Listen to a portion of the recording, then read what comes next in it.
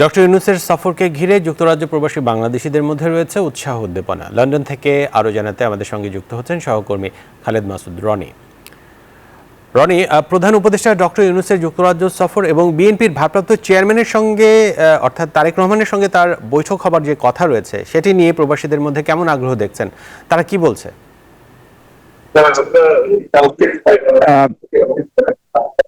আসলে যেটা বলছিলেন যে ডক্টর ইউনূস আজকে মঙ্গলবার সকাল লন্ডন টাইম 7:15 তার বহনকারী বিমানটি ল্যান্ড করে ভিতরে এয়ারপোর্টে, এবং সেখান থেকে তিনি 10টার কিছুক্ষণ আগে হোটেলে পৌঁছান।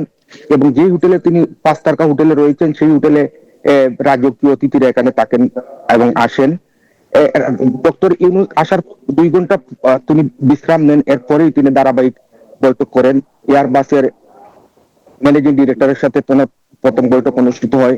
এরপরে তার বৈঠক অনুষ্ঠিত হয় অল পার্লামেন্টারিয়ান যারা বাংলাদেশি সহ বিভিন্ন রয়েছেন পার্লামেন্টের সদস্যরা, তাদের সাথে। এছাড়া তার আগামীকালকেও তার 2টি বৈঠক হওয়ার কথা রয়েছে। তো আমরা আজকে বিকাল 3:30টার সময় তার প্রেস সচিব উনি প্রেস ব্রিফিং করেন এবং বিস্তারিত তুলে ধরেন। আসলে ডক্টর ইউনূসের এই আগমনকে ঘিরে এক ধরনের উচ্ছ্বাস বিরাজ করছে লন্ডনে। লন্ডনের মানুষ, প্রবাসীরা ওনাকে স্বাগতম জানিয়েছে। এবং আপনারা জানেন যে লন্ডনের আলতাবালি পার্কে বিকাল 5টার সময় বিশাল এই সমাবেশ অনুষ্ঠিত হয়েছে। এখানে প্রচুর মানুষ ছিলেন।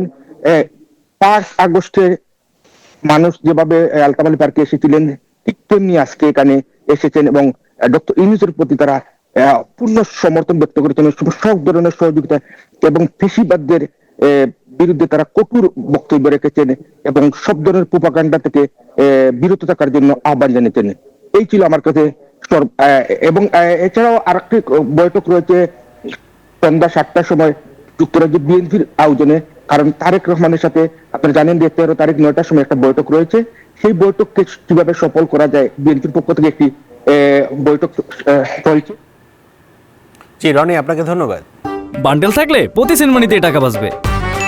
বিকাশ সেনমানি বান্ডেল কিনে জিতুন প্রতি লেনদেনে।